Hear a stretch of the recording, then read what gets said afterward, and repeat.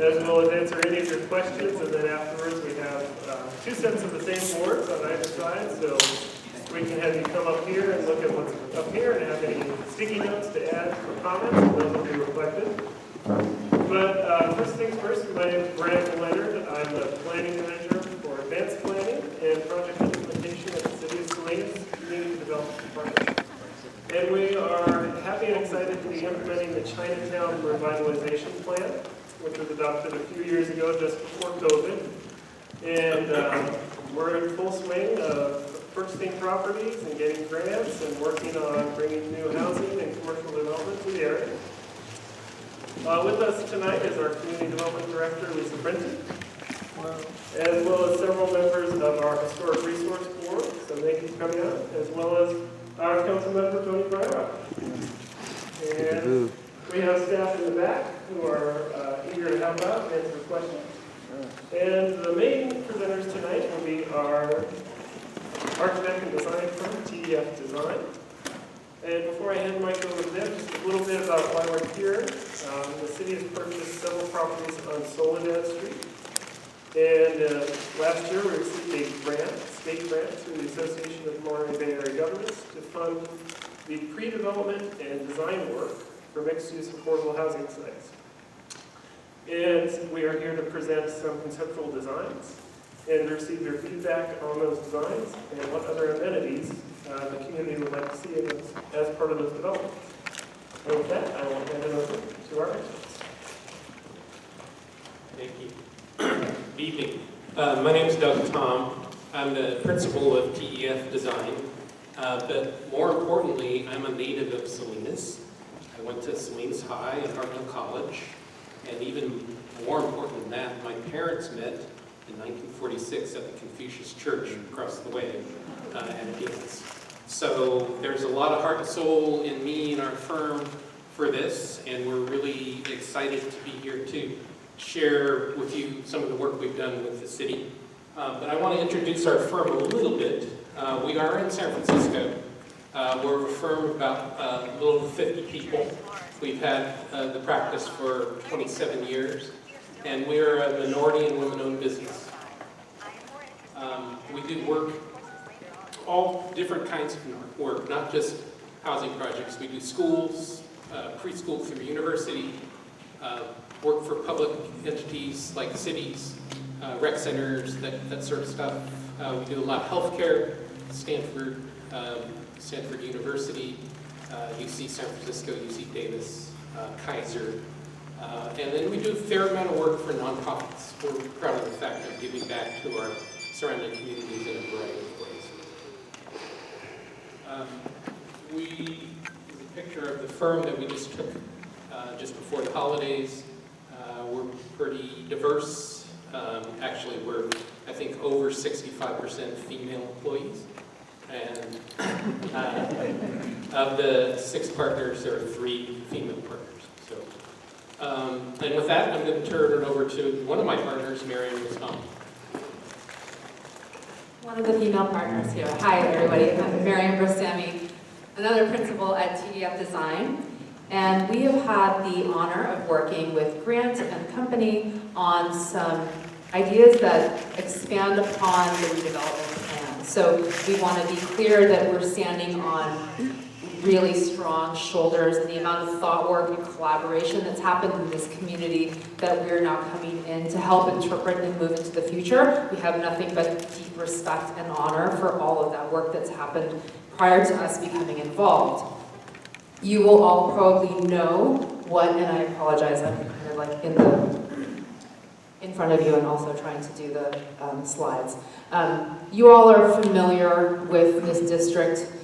This period of significance is between 1893 and 1957, and this is a really important Chinatown, the largest Chinatown between San Francisco and Los Angeles, an important multicultural gathering place for many different immigrant communities.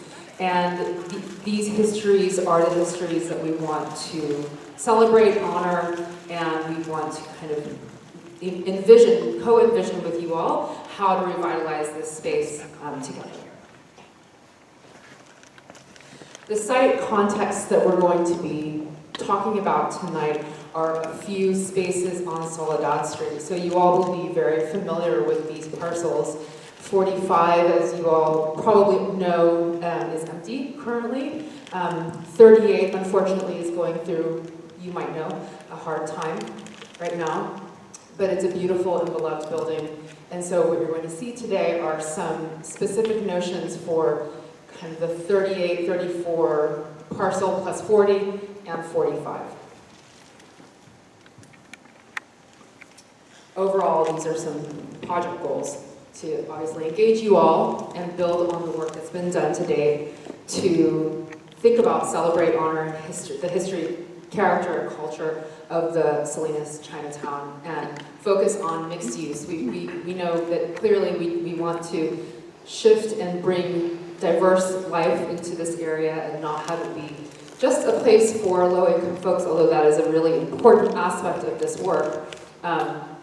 Looking into the future, we're thinking about all kinds of businesses and all kinds of families and individuals who can live in this area. So we're focusing on mixed use and affordable housing for what you will see today, based upon the need and the charge from the city. And we are also very interested in sustainability and energy efficiency for both of these projects. So if I sit here, is that okay for you all? Okay, great, bless you. Existing 38 Soledad Street, two-story building, formerly a pool hall with apartments above. Unfortunately, red tag due to recent damage. And really, what we're proposing is to either be able to preserve this facade as it is and bring it up to really spruce it up, or if it just is impossible or cost prohibitive, it might be rebuilt. That's TBD. So looking at what it could be, looking at that whole parcel, that corner parcel, what could it possibly be? It could have 5,000 square feet of commercial space on the ground floor with a nice 2,000 square foot lobby space, 26 garage spots potentially, a green area on a first level. I'll go to another view that kind of tells that story a little bit more. And you're seeing here about 40 units, and you're seeing the spread. We specifically wanted to make sure there were 2 and 3 bedroom units within this vision to support families. So what you're seeing here is, right, this inset is what you kind of, the dream of what's current, what could be, that is the historic piece. But then a lot of new building around it, frankly.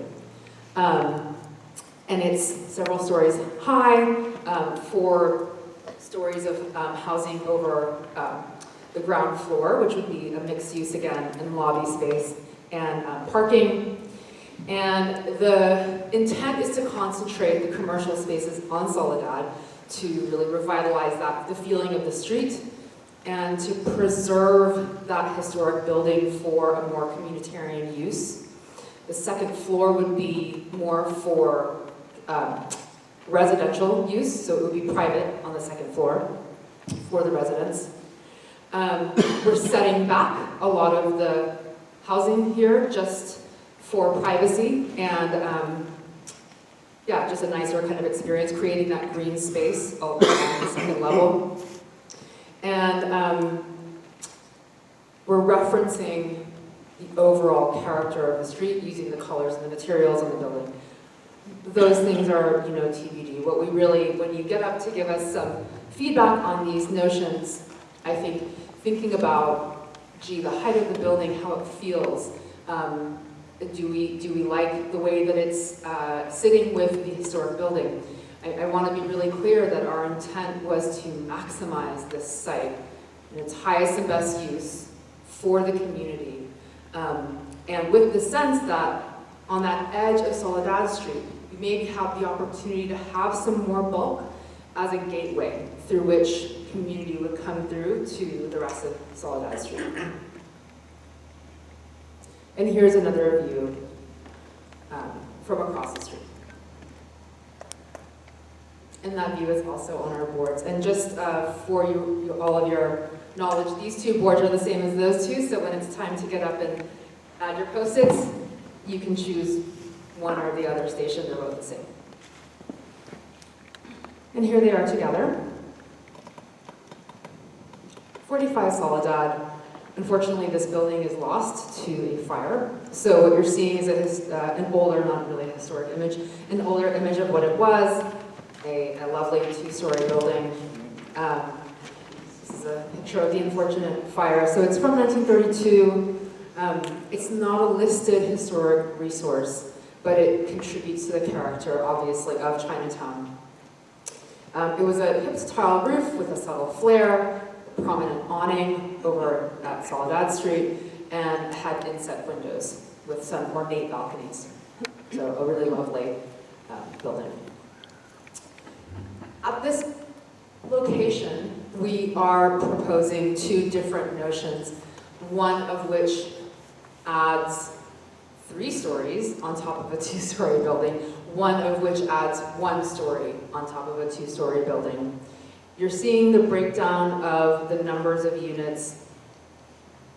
We, again, wanted to present to the community a couple of different types of approach. You know that developers will like more, and the community probably could use more units, and it needs to be what the community is comfortable with and excited to get behind. So, unfortunately, it's still a very small site, though. So really, it's not that many different units. 9 versus 16 still could be impactful.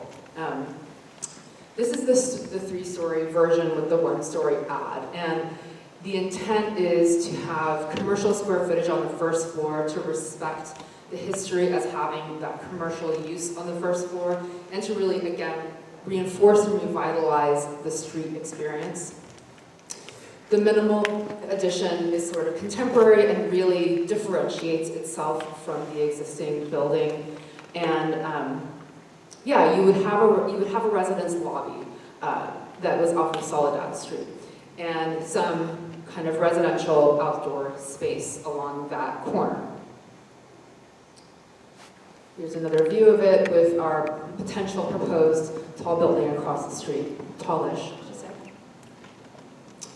And then the 5-story version is really about maximizing housing, and this version would also have commercial on the street level, and it would really kind of be maximizing what's possible here and creating sort of a gateway to Soledad Street. So as I go to this view, in our minds, it makes a certain kind of sense to have that height along this edge, which is where the train tracks are kind of across the street. We are proposing kind of a more contemporary finish on the addition, again, to differentiate from the old building that would be reconstructed. And this also, just reinforcing with all of these plans, we are keeping energy efficiency in mind. Here are the options side by side. And you'll see them side by side on those boards as well. And we've also been looking at 37 Soledad, but I think, maybe Larry, do you want to say anything about, I don't mean to put you right on the spot, but if you'd like to talk about any future plans on the Republic Cafe, that would be awesome. I can just say that, you know, in the process of the city purchasing that property, we came to an understanding that, you know, that our nonprofit organization, Asian Cultural Experiences Salinas, would be creating at 37 Soledad Street a cultural museum inside that area, and we would take responsibility after the building was inhabitable. So we're going forward with that particular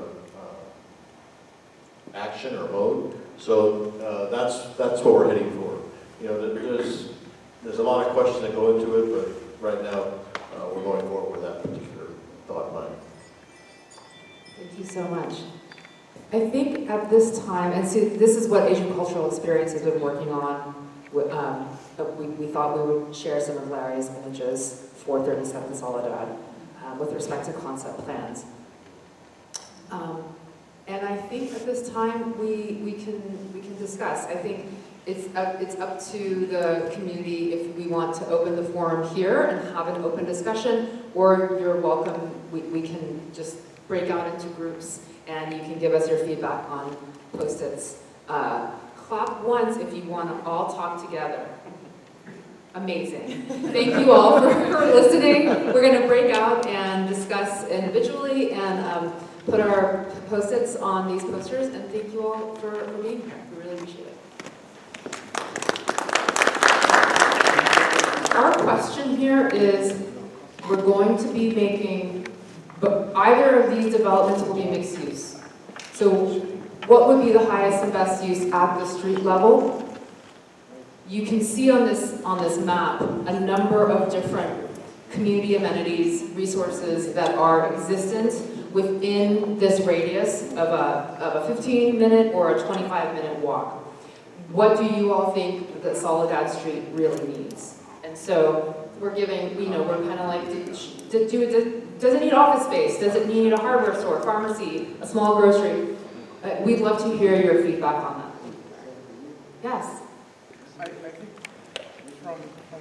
from the street level, we would probably be concerned that as a pedestrian, you need access into and out of that area. Right now, it's very limited because of the railroad overpass or underpass. So there's no way to get in and out of it now, and it's been that way for a number of years, 10, 20 years. That's right, that's an excellent point. That is in the revitalization plan, improving access across the railroad tracks and breaking the island effect that Chinatown has. What we're also noticing with our work so far with Moongate Plaza, which has 99 units, these two sites, which would be adding 50 to 60 units, we're reaching sort of critical mass of housing that this street itself should be able to support some type of uses, whether that's a grocery store or office work or some sort of commercial space. We're also aware that mixed-use development can be challenging. You don't often get the tenant on the first floor. There are plenty of examples of that. So before the building is fully designed, we want to make sure that we're designing it for a space that will work, so that it doesn't end up being vacant and just sitting there empty. I guess the other question I would have is, if you're a business on the first floor, you need to have so many parking places in the street for your customers. If you look at a lot of the other mixed-use projects, like China, then there just isn't enough parking or easy access to their businesses. How would you address that? That's a good point.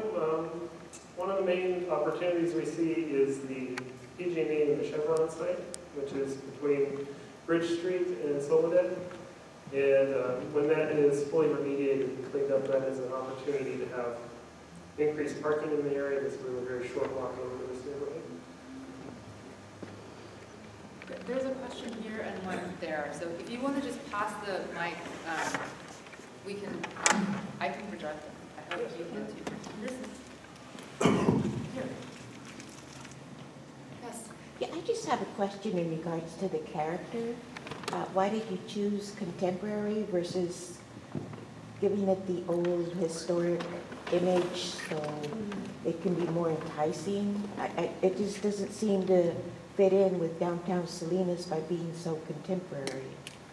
I just think it would be more visually important, and the character of the buildings to have that, that pizzazz of it's still historic and we still love the history, and make it a place where people want to come versus contemporary. It just doesn't seem to fit in. It just doesn't seem to fit in. Yeah. Thank you. We certainly want to celebrate the character of the historic buildings, and we want to keep that building that was built in that time looking as much like it looked then as possible.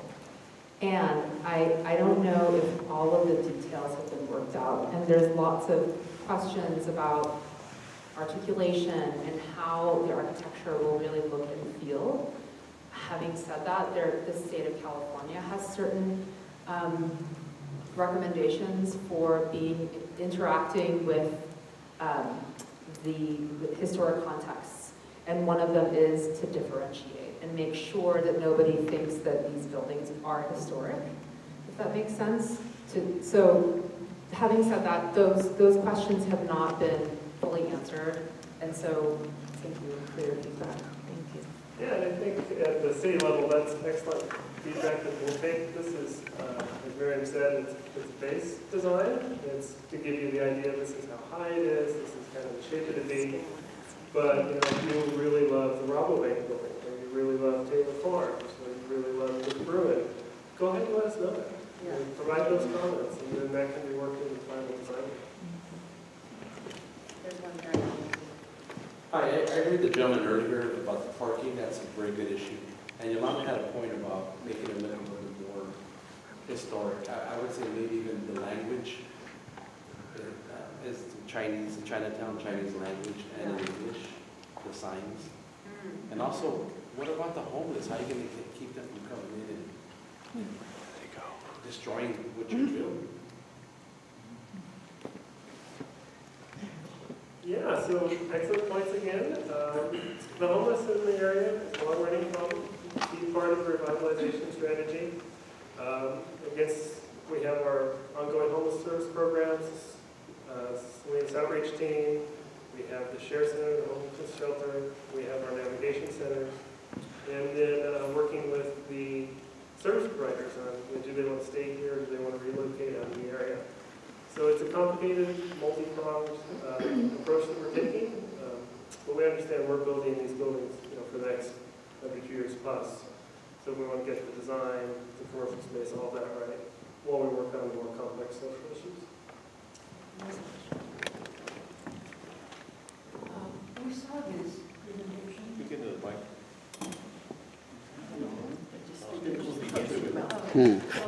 The way you point it, like an ice cream cone. 5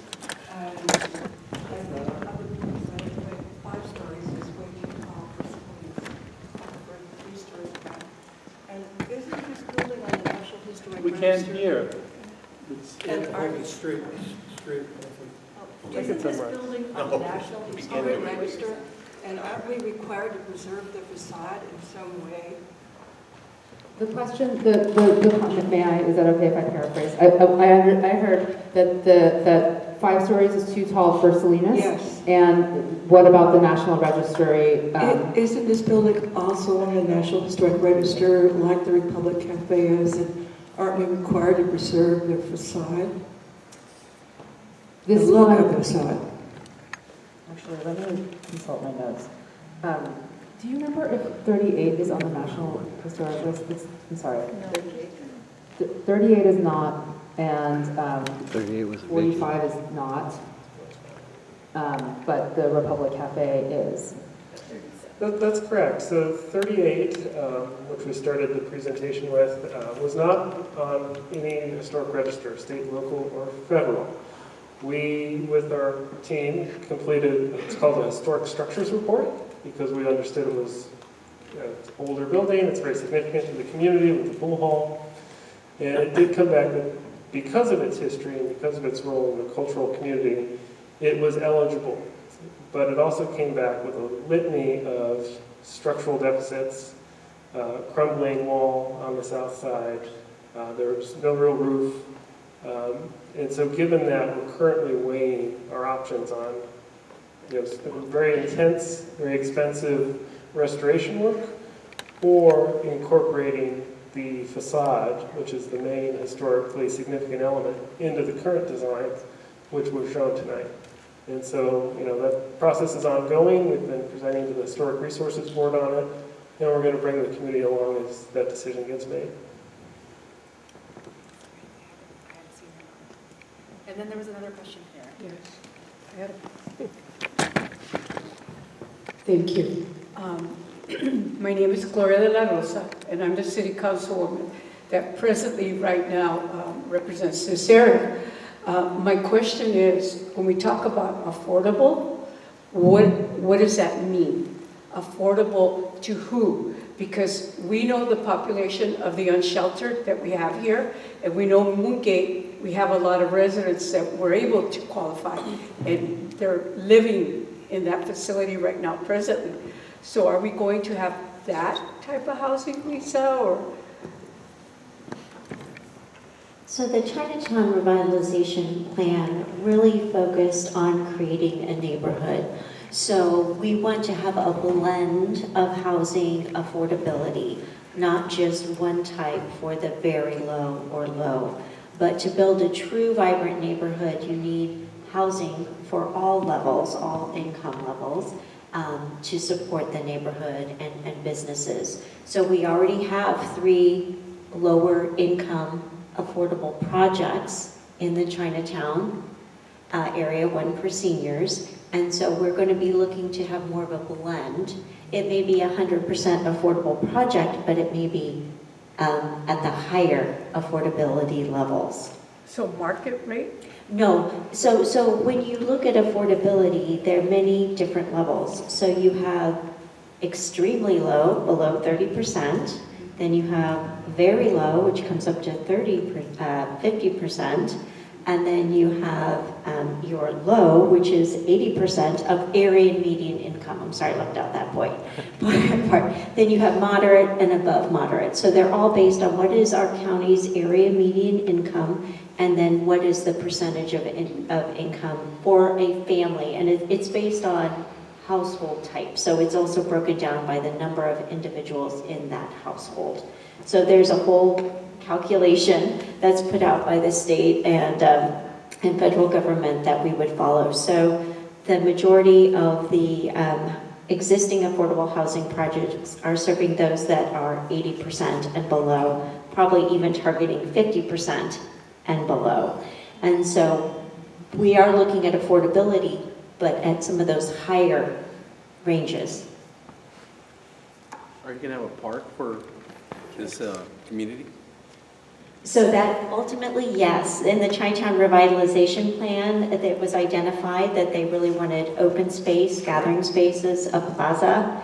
And so the exact location hasn't been determined, but there are concepts, opportunities at either end, and trying to incorporate open space here. If you go, if you look at the proposal there on the right side, I guess that's your left, my right, stage right, you'll see that there's opportunity with the private development to incorporate open space and gathering space within those developments. Have you thought about going into a park and then on the inside at the bottom of the first level have nothing but commercial and like gift shops and coffee shops so people could walk there and enjoy a coffee or a tea, and then maybe they can use a public restroom if they need to?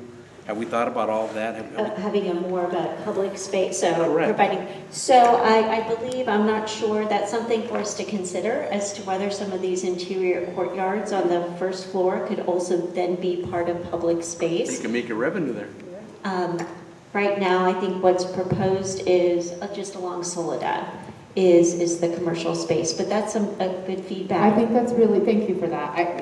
What we were focusing on are these very discrete parcels. And so what you're seeing here is definitely, green space for these residents. We did provide some parking spots for these residents on the first floor, on the opposite side of Soledad Street. On the Soledad Street side, we're trying to propose what the community wants for amenities. Does it want to be a grocery store? It's for you all to help us to, as Grant said, design it for that use. And then on the other side, it's quite small. And so this isn't quite an opportunity for exactly what you're talking about, but I appreciate it.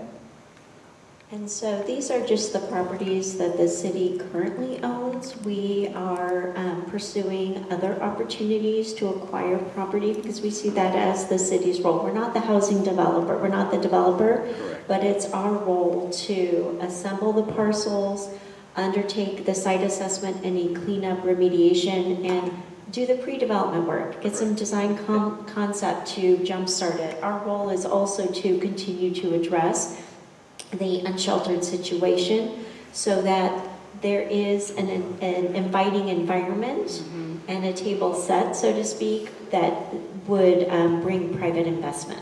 Yeah, the reason why I said that is because I travel a lot, and when I go to different countries, I see that they do stuff like that, and it's very inviting. If you feels friendly. I mean, even a fountain in the middle, you know, like a lot of the movies have. I know I've seen them in real life. They're beautiful. The plaza Or a area. plaza in the middle, and then around it, just businesses where the small guy can make some money. You know, the average person can open a business and be successful. You're talking a kiosk style? Like more micro. As opposed to business sit in a kiosk. restaurant? Correct. Have it be Yes. a walk-up window kiosk style, you can get your Yes, coffee, your ice exactly. cream. You can eat outside, a couple See, tables that out there. makes sense. A restaurant does not make sense, because restaurant depends on a lot of walk-in traffic. And I don't see that happening here, but certainly a kiosk style would work. Yeah, some tables outside, you know, people can enjoy the air. Oh, I'm not loud enough? I think you're. Yeah, exactly. I think there's a question in the back. Irene, I don't know if you have more to add. You can add. I don't mean to take the mic from you. Okay. Oh, trust me, I'll jump in. Okay, great. Yeah, go ahead. Well, I noticed that you sort of went over one of the slides that our previous plans that they did in the past.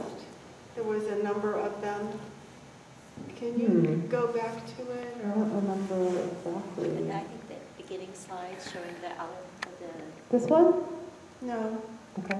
I'll go to the top and then you can just stop me. the Republic Cafe one maybe. No, it didn't have the Republic Cafe. It just had some ideas about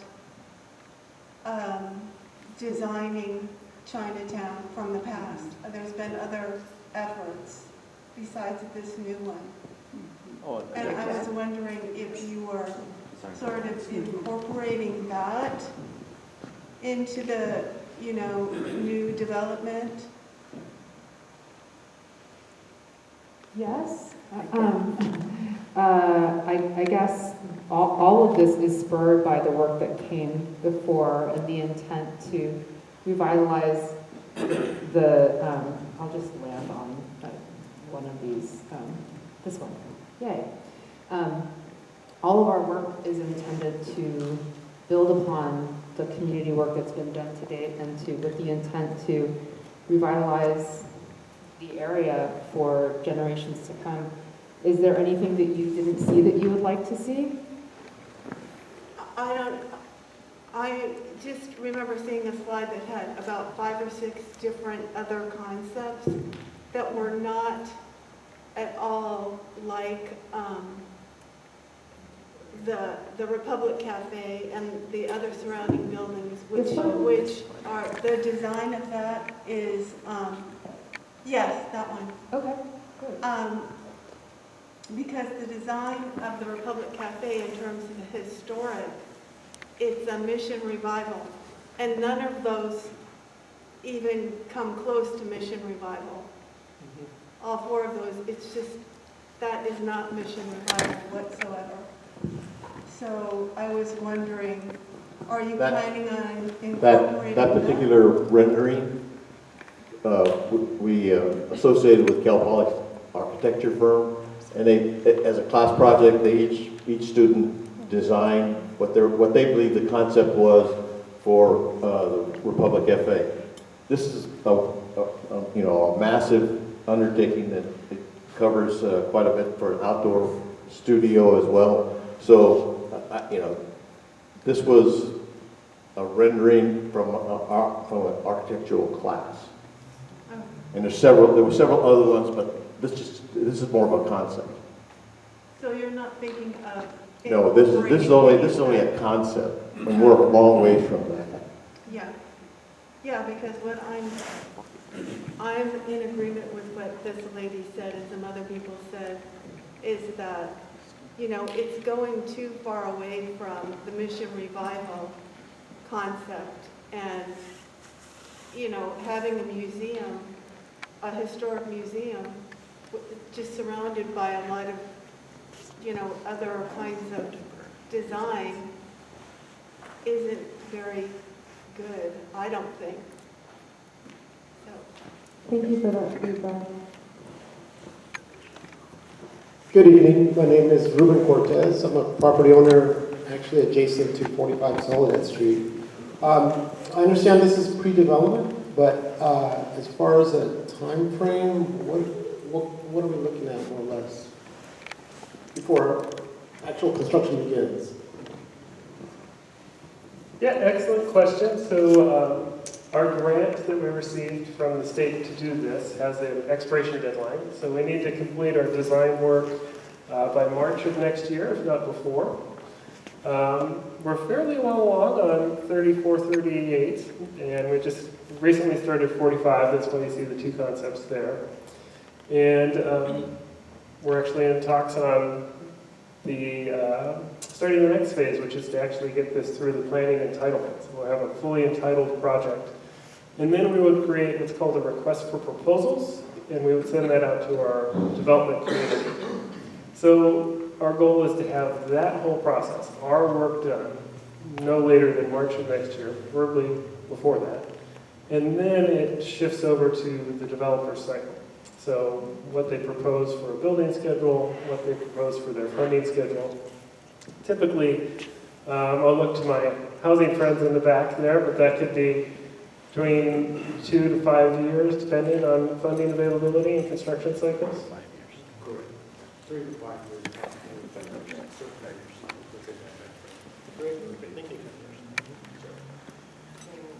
How many more meetings are you going to have? How many more public meetings will you be hosting so people can attend? I mean, that's found out today about it. It hasn't been really put out there.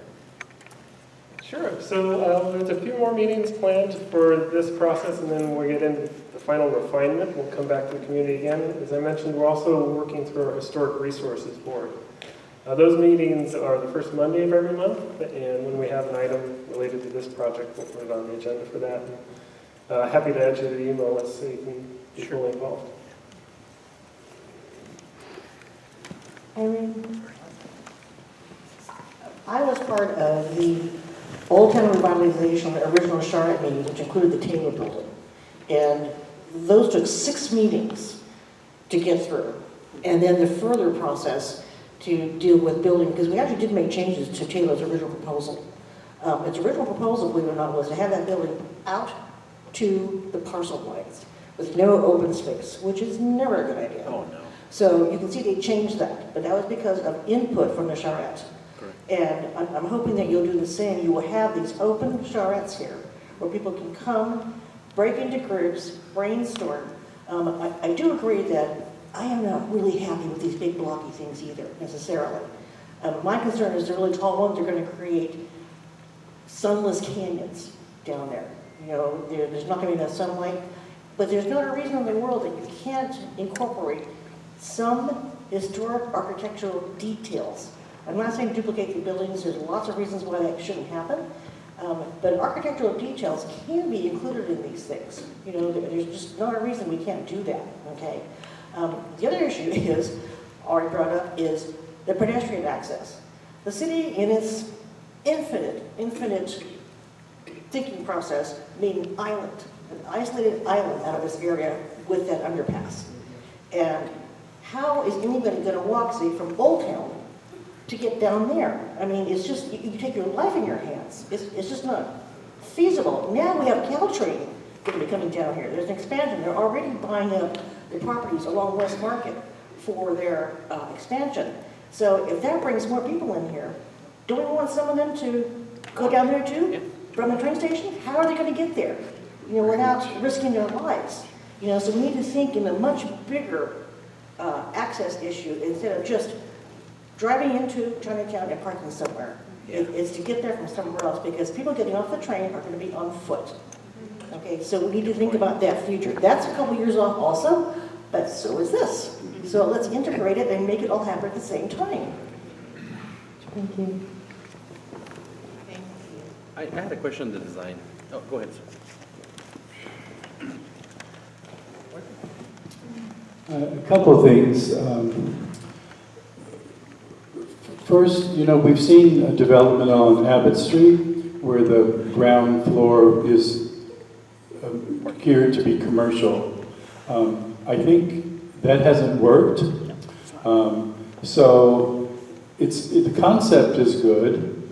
It is something a community needs, the services at the street level so you can get in and out easily enough.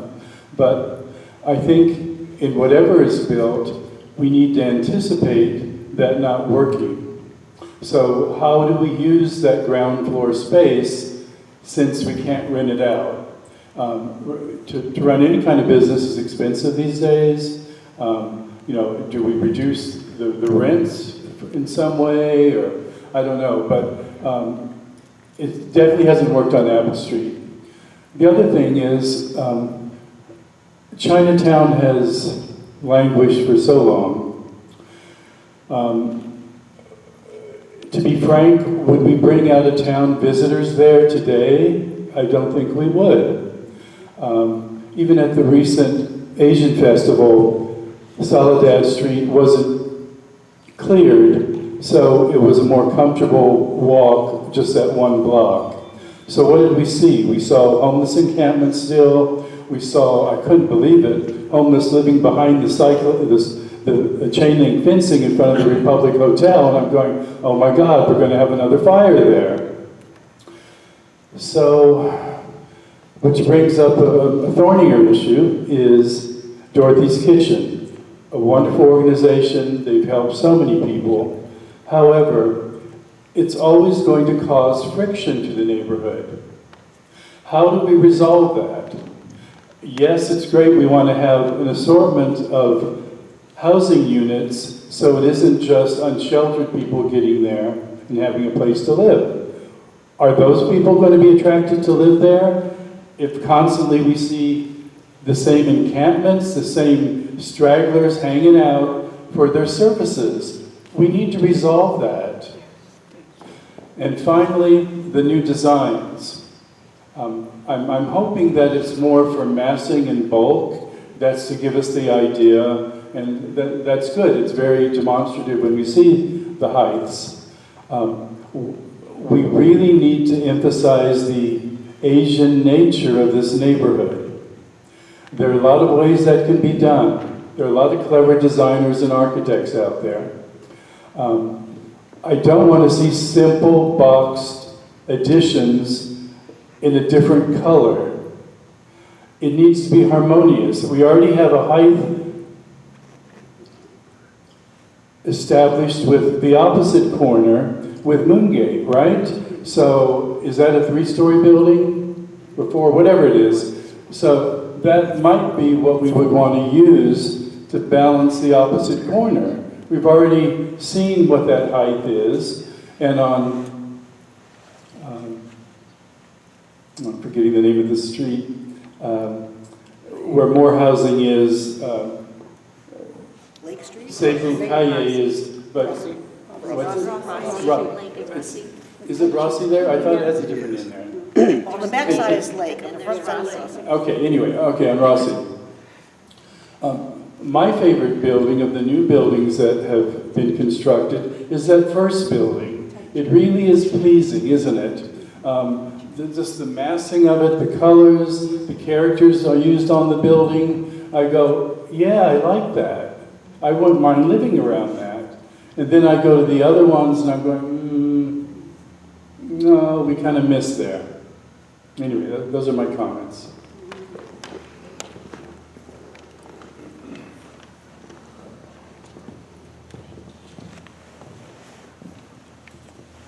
Just a question for the architects. I think it's 45, where there's the 3-story and 5-story.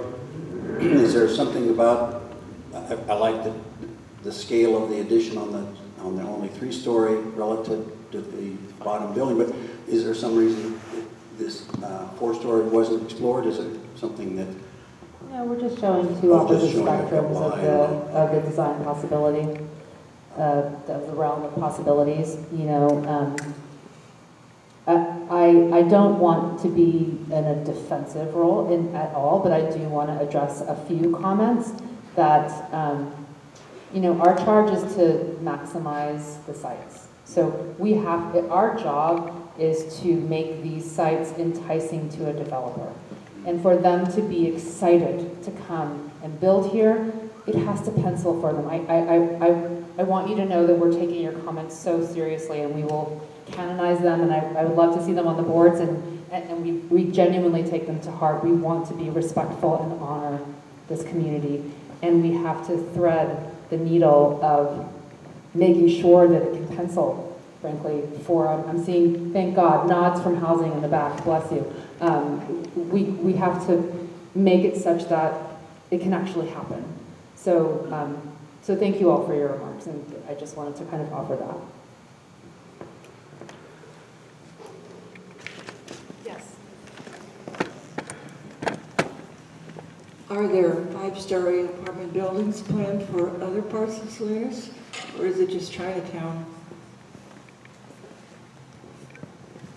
There are, as a matter of fact, there are affordable housing developments that are moving forward with our partners at the county. There are multiple stories. Also, through our general plan update, in general, the entire city is being what's called upzoned to allow, you know, greater densities and various higher height limits, particularly along commercial corridors.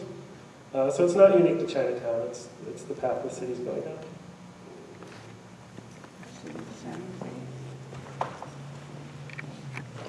There's two things I'd like to talk about. One is kind of maybe, you know, I thought we would be seeing more of a motif that might be consistent with the Chinatown community. I realize that the preservation of certain buildings are set, but there was no architectural effects that really told me that we're in Chinatown with some of these designs. And the other one that's kind of a personal thing, at the 34 Soledad Street, right next to it, traditionally was a place called the Philippine Market, PI Market. And if a mural could be incorporated or something like that, that would be, you know, I think historically correct, and also would be a good addition to the community. This is kind of repetitive, but the one at 45, the fact that it burned down sort of means you don't need to recreate a historic building there, but you also, whatever's on top of it, one more story or two or three, it definitely should be read like the other. It should read it as one. It shouldn't, and maybe you can differentiate. Even the whole differentiation idea sort of isn't necessary on a rebuilt building, I don't think. So anyway.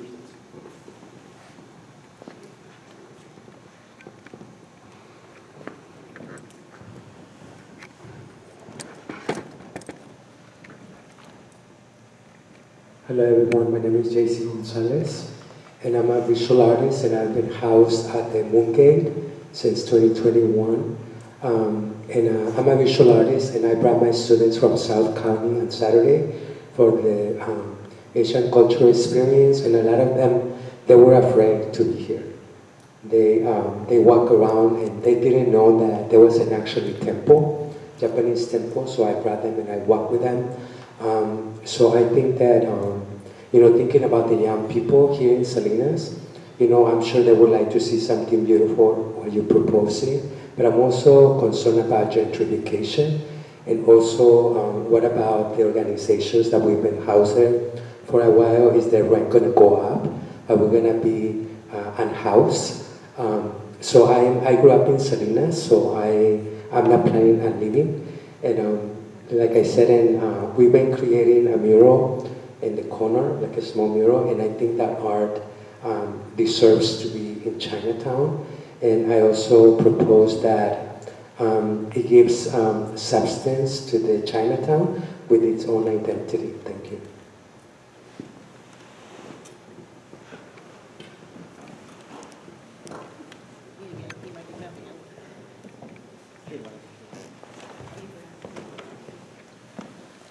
I have a question. Is Moongate City or Housing Authority? Is Moongate City or Housing Authority? It's actually operated by MidPen, which is another nonprofit organization. And the big one on the corner then is Housing Authority, correct? That is correct. The other two projects are operated by the Housing Authority. Right. Because when you're talking about rents going up, that's Housing Authority, that's not city. You know, so that's something you have to take up with the Housing Authority. But I can't see them jacking the rents up just because people have moved into the town. That's not what their mission is either.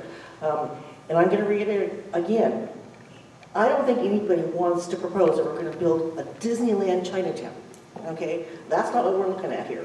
But I do want to see the architectural motifs of the original Asian style incorporated into these new buildings. There's got to be a way to do that. You know, even in some minor ways. It would just be so easy to, I go to Japan frequently, okay? And you have big cities like Tokyo and Osaka, and very, very modern. But they still manage to, in many areas, keep those motifs so that you feel like you're in Japan, not like you're in New York, you know? And there's no reason that we can't do the same here. That's my complaint.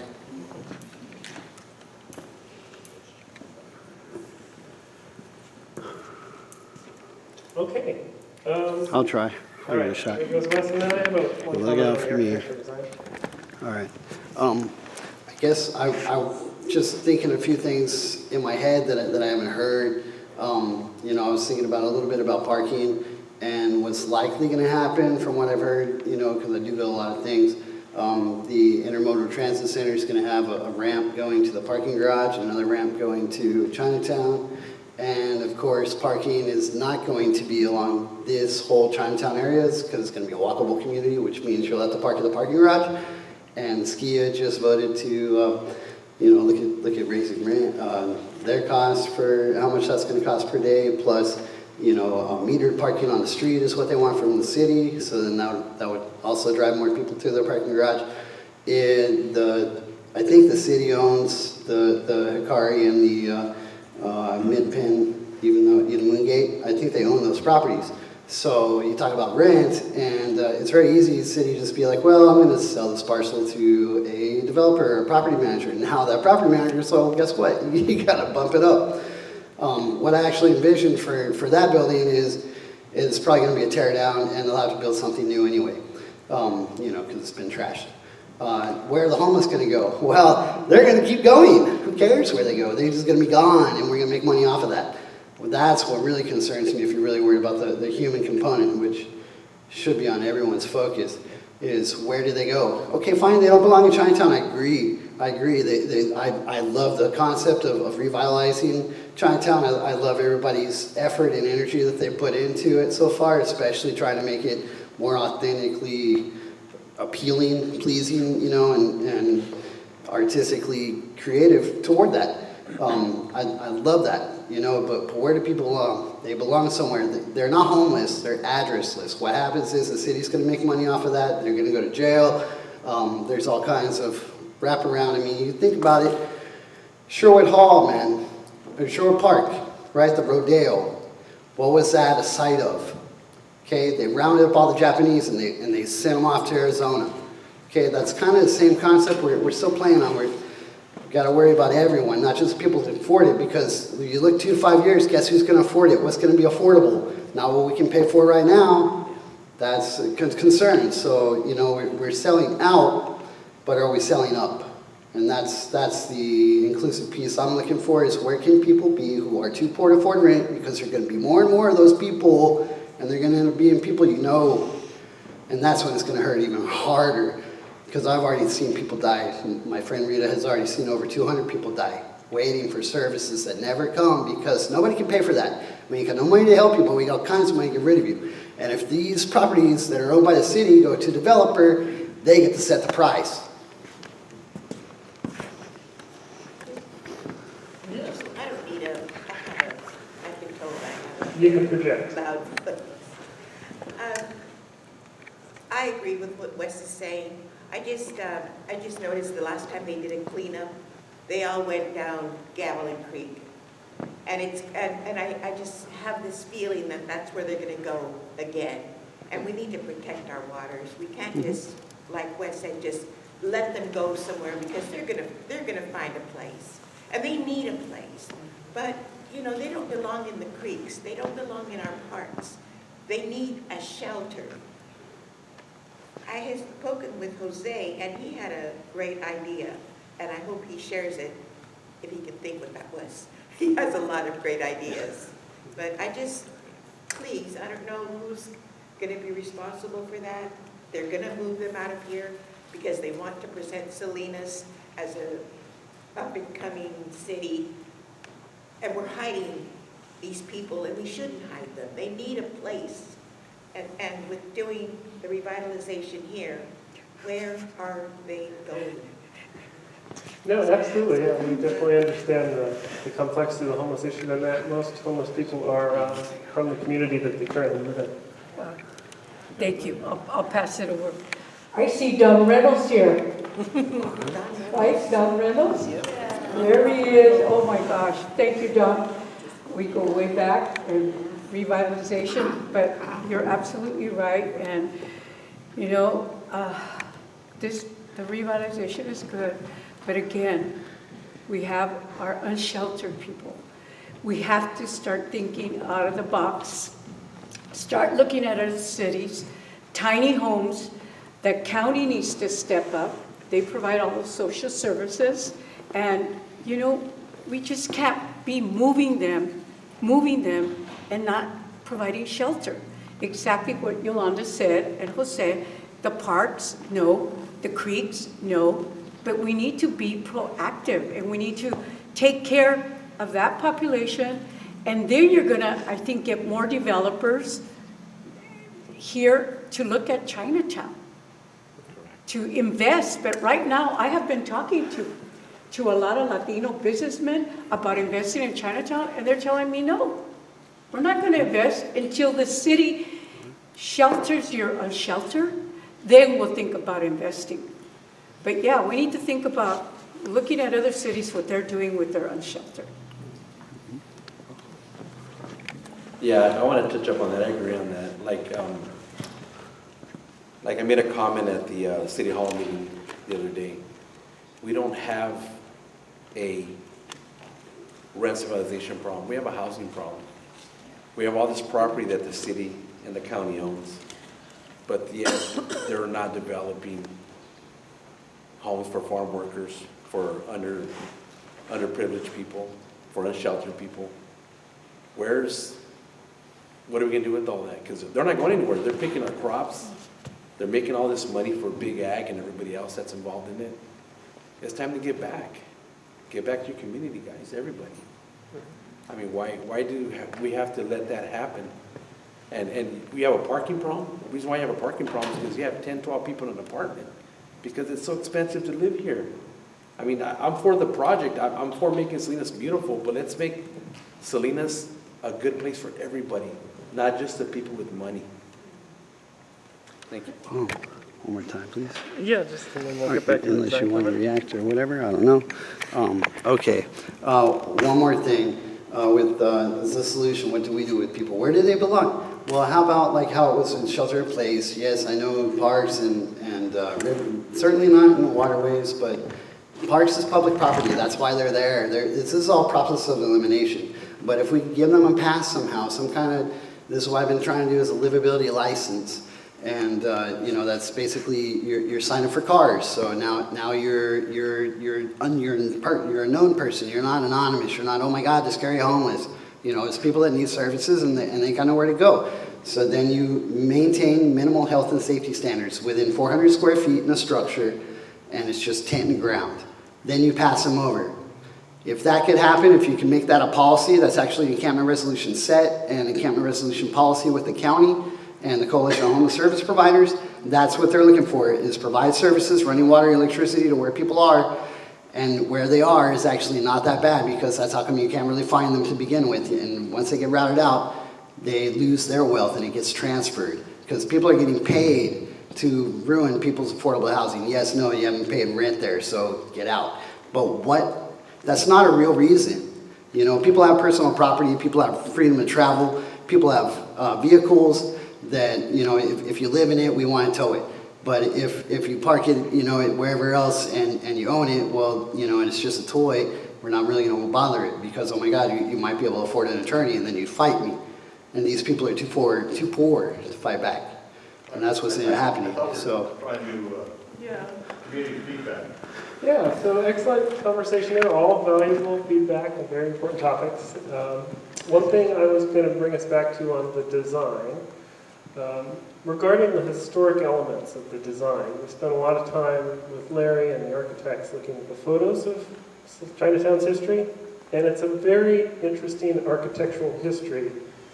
You have originally single-story wooden structures, pitched roof, and then that was replaced by two-story buildings, still wood, and then finally the poured concrete, which is Dorothy's and 38 and Victory Outreach. So it's really like a 60, 70, 80 years of architectural history to draw from. And so one of their tasks and one of our tasks as a community is to decide which part of that historical architecture to bring forward and to reflect here.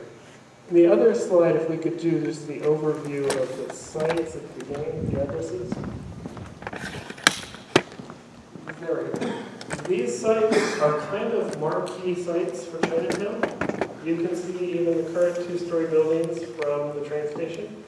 You're definitely going to be able to see a 4 or 5-story. You can see it very clearly from Market Way, or Market Street rather, which has tens of thousands of cars every day. This is an opportunity to design buildings that people look at and say, wow, I want to be there. The building itself will bring people into Chinatown if we get this design right. So we really appreciate your guys' feedback on that. We're totally in agreement. It's a tricky task, but I think it's one we can accomplish, and we're really going to have you guys come along with us as we do that design.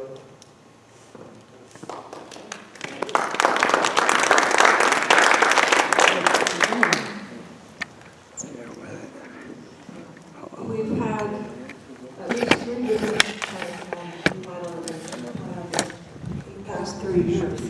Lots of meetings like this, and Chinatown is what it is. So what I'm hearing is revitalization needs to happen. It's at least as important as designs for buildings. And I don't know, we need to allocate the money for that, allocate places for the unhoused to live. It's inhumane for them to be living in tents in Chinatown.